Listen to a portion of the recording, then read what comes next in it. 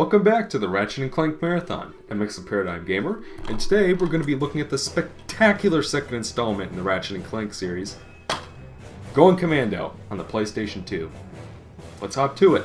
When I originally played the first game, I thought it was a decent shooter platformer, but I didn't really have an interest in checking out the sequels. I more or less abandoned the series while I tried out games like Sly Cooper and the Thievius Raccoonist, Jak and Daxter, The Precursor Legacy, Metal Gear Solid 2, Sons of Liberty, etc. A friend of mine had also gotten a PS2 around the same time, and that's how I ended up checking out the excellent action RPG game Kingdom Hearts, and the miserable attempt at a sequel that is Kingdom Hearts 2. I like how the cover art looks exactly the same except for that barely visible Roman numeral 2 in the middle, but I seriously digress. My friend also picked up a copy of Going Commando along with her PS2, and since she didn't like platforming games for whatever reason, she gave me her copy for free.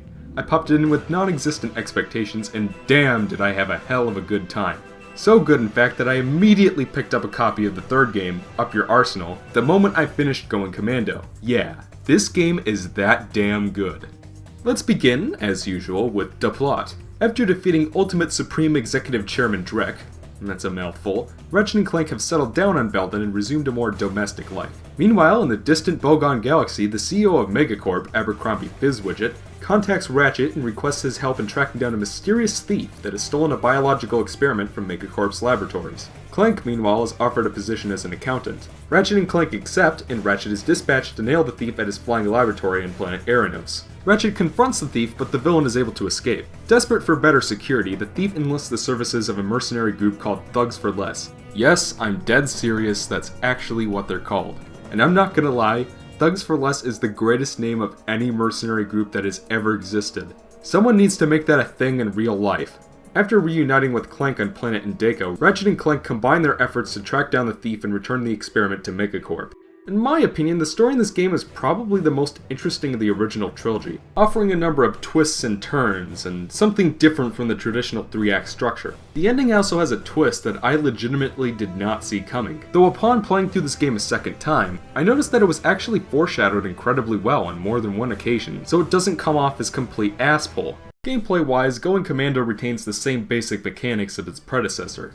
You're still exploring planets and space stations to track down new weapons and gadgets, and you unlock new planets by viewing telescreen transmissions after completing missions. You're still fighting hordes of aliens, robots, and vehicles, as you solve puzzles and platform bound in alien landscapes. You'll still be collecting bolts and ammo from crates and using said bolts to purchase new equipment at Megacorp vendors.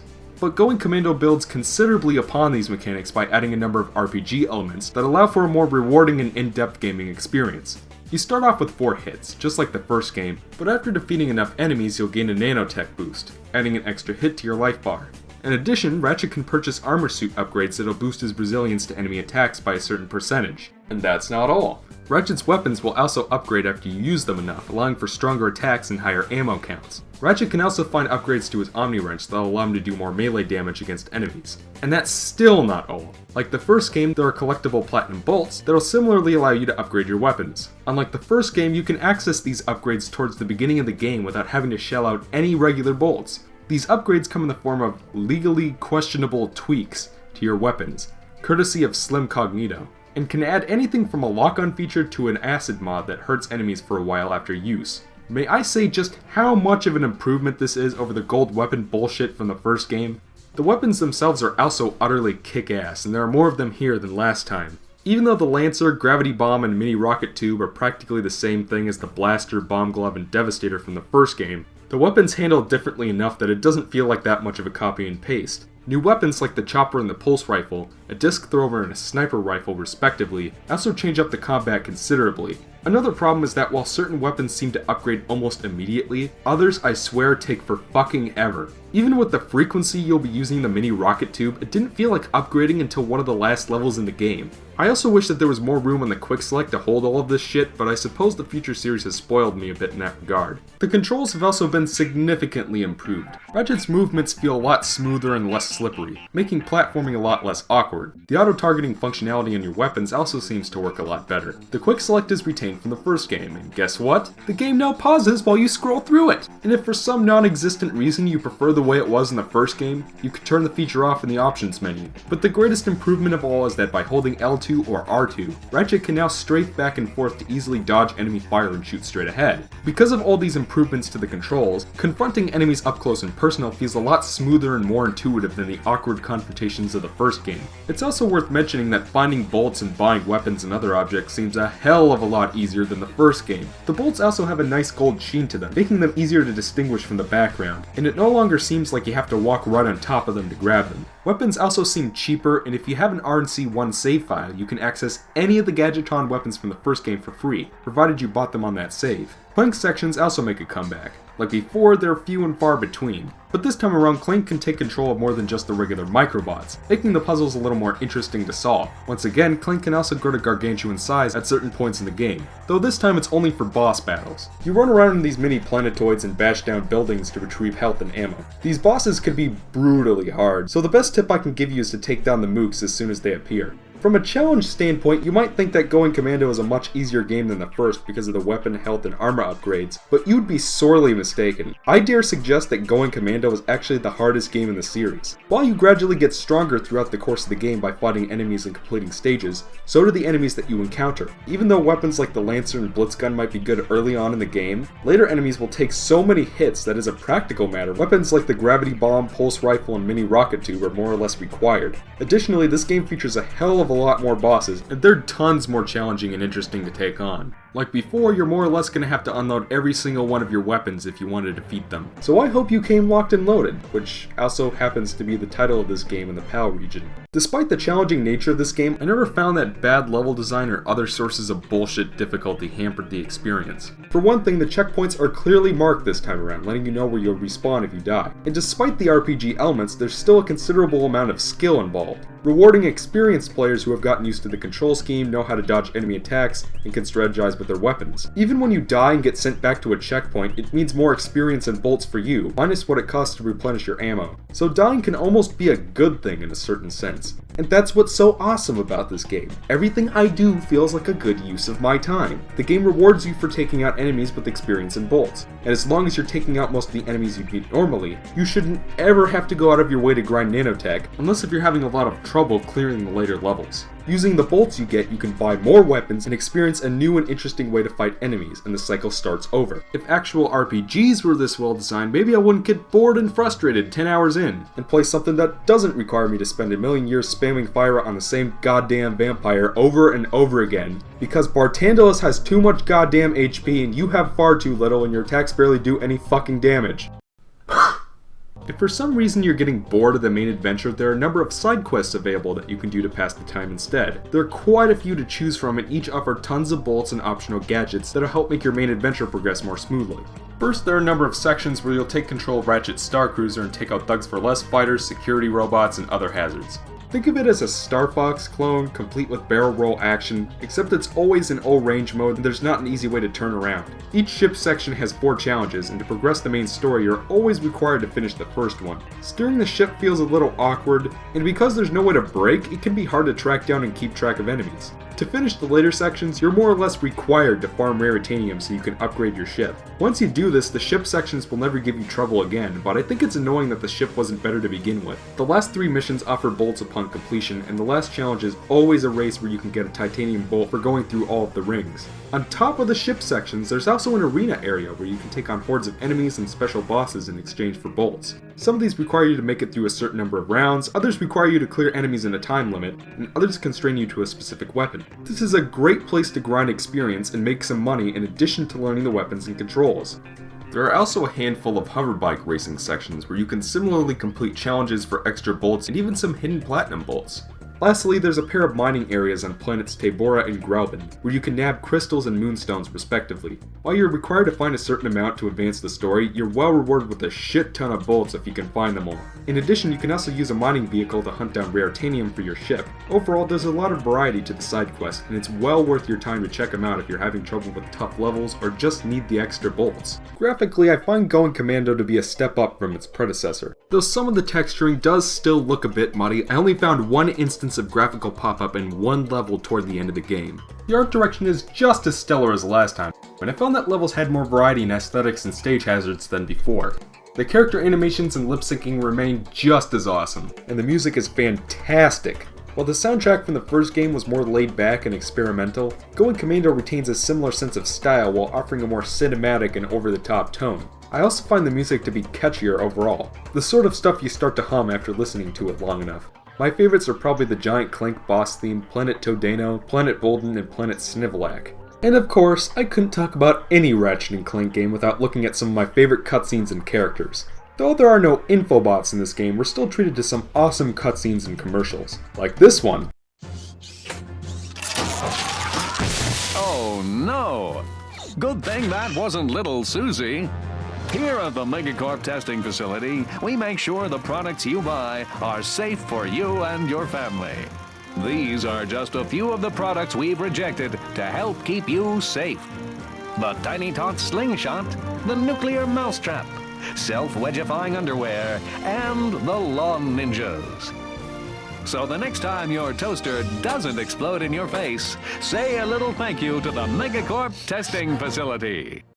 And this one. Thugs for Less Prison would like to wish you a happy incarceration. After a poolside orientation, all new inmates will meet one-on-one with a galactic nutritionist. This professional will ensure that you're eating a species-appropriate diet for your entire stay. Next, come check out our fitness spa with your personal trainer. Remember, a prison term can feel twice as long if you're not in proper shape. And for those times when you're just feeling blue, come talk it out with one of our 10 full-time life coaches. They'll help you find your smile again. Thugs for Less Prison. Experience the maximum in security. In terms of side characters, I don't find them as memorable as those from the first game, but there are still some that are fun to talk to. My favorite is probably the New Age Mystic from the Desert Planet, who I'd swear is voiced by Tom Kenny if I didn't know otherwise. He's a sort of guru character that's aligned with the energy of the universe, always spouting off a bunch of nonsense. Hello? We've got more moonstones. No, you have not. What? Existence is a lie. Sensations are illusions. Possessions are merely visions. All right, I've got an illusion of some moonstones. I'll trade it for a vision of that hypnomatic part. You have learned much, young one. I just really like his character design. There's also the Quark fanboy, Slim Cognito, and cameos from the Plumber, Darla Gratch, and Helga. There are also a couple of dumb ones, like this one weird guy with a sock puppet on his hand. Seriously, guys? That's the best you could come up with? Overall, while certainly not as entertaining as the first game, there's enough fun to be had with the side characters that I feel like the game retains the universe of the first. As far as main characters go, they're pretty damn good, though there's one in particular I'll have to save for the spoiler section. BizWidget, the Megacorp CEO, is a really enjoyable character. He has a funny thing with his speech pattern where he likes to plop in complexicated words in place of correct ones. I have some new information on our experiment's wherewithal. The thief was indemnified at Megacorp's Mactar Resort. Also, the thugs have towed a moon-sized jamming array into Mactar Resort orbit. Should I take it out? Affirmulous! My favorite new character is probably the Thugs for Less leader. They managed to squeeze so much humor out of this guy that it's ridiculous. Whatever slug brain's been eating all the choo-chee bars in the break room, better quit stuffing his face, or I'll... Hey, turn those lights off! It's bad feng shui. Ahem. Next, our space rendezvous point has been moved to, and listen up, knuckleheads, the Felsen system in Sector 1, 2, 3, 4, 5. If you're no good with numbers, find a buddy to help you. I can't do it justice, you'll just have to experience it for yourself. Over the course of the game, you face off with this guy 3 times, culminating in an extremely difficult boss fight. What's really annoying about this boss is that you have to shoot him with these turrets while taking out these irritating missile things that home in on you.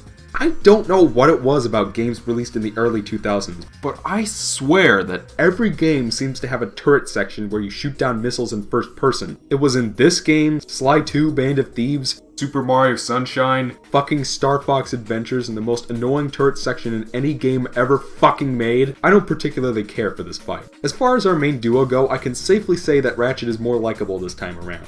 From this game onward, he's voiced by James Arnold Taylor, who I think fits the character a lot better. Characterization-wise, Ratchet's evolved from a whiny, selfish bitch to a no-nonsense commando dedicated to the pursuit of justice and the safety of the universe. I feel like this characterization builds well on the events of the first game while still offering a more likable personality for Ratchet. Clank is more or less the same, but for some reason he feels drier in this game. I don't know why that is exactly, but his sense of humor still shines through at times. And now it's time to talk about the ending. Ah, spoiler alert!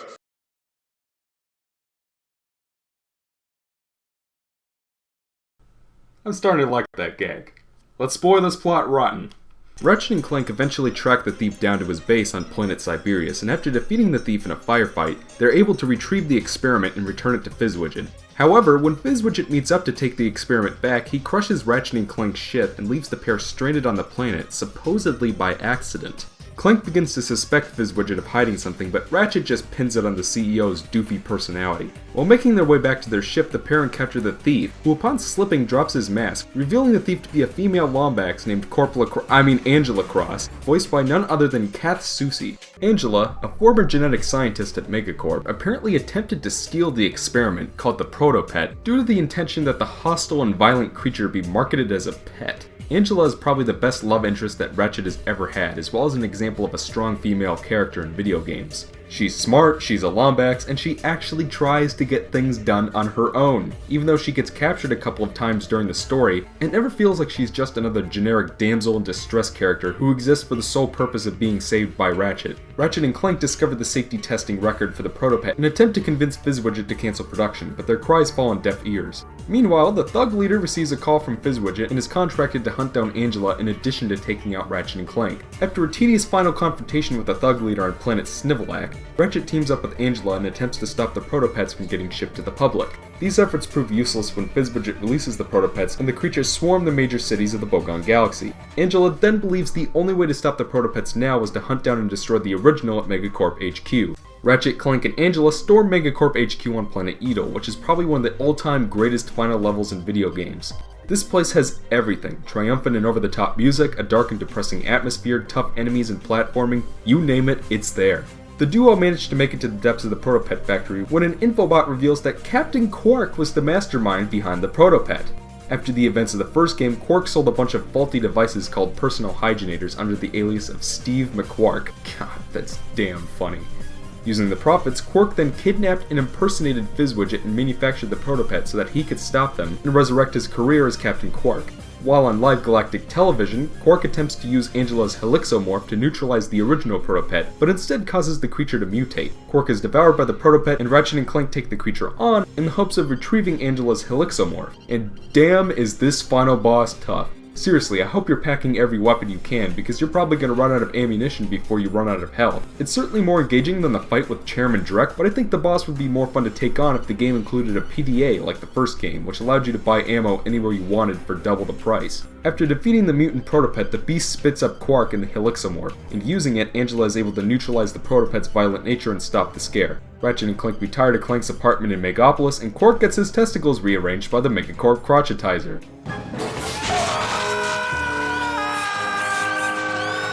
Roll credits. After beating the game, you're given the ability to replay the game on challenge mode with tougher enemies and a 3x bolt multiplier with the ability to upgrade your weapons all the way to ultra status. This helps add replay value to an already fantastic game. And that, friends, was Ratchet and Clank 2 Going Commando. And hot damn, this game is fucking awesome! Ratchet and Clank Going Commando is one of the best sequels to any video game ever made. Comparing this game to its predecessor is like comparing Mario 3 to Mario 1. Yeah, this game is that good. In addition to smoothing over the menu navigation, the controls, finding bullets, and any other issues I had with the first game, Going Commando deepens the combat with RPG elements and armored weapon upgrades, improves the Clank puzzles, has more boss fights, has more planets and levels to explore, features fun and rewarding side quests, offers one of the most creative stories in any video game ever, and tops everything off with a challenge mode with even more weapons, bolts, and explosive fun. A lot of people like to list Nintendo games like Yoshi's Island, Mario 3, and Wario Land 4 as games that should be studied under a microscope by aspiring game designers looking to make excellent content. I think Ratchet and Clank Going Commando more than deserves a spot on such a list. Everything, from the controls, to the level design, to the story, to the music, to the art direction is near flawless and full of creativity and imagination. Going Commando is one of the best games on PlayStation 2 and more than deserving of your time and money. While my exceedingly positive review might lead you to believe that it's all downhill from here, I can assure you that we've saved the best for last. Join me next time when we take a look at Ratchet and Clank 3 Up Your Arsenal, also for the PlayStation 2. Until then, I'm ExoParadigmGamer, and I hope you guys enjoyed the review.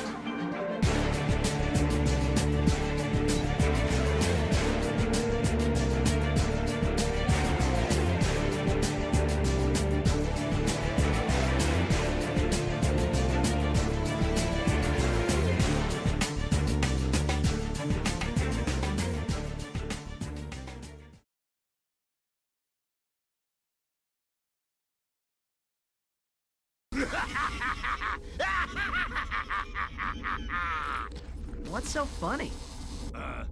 Nothing, I guess. Prepare to die!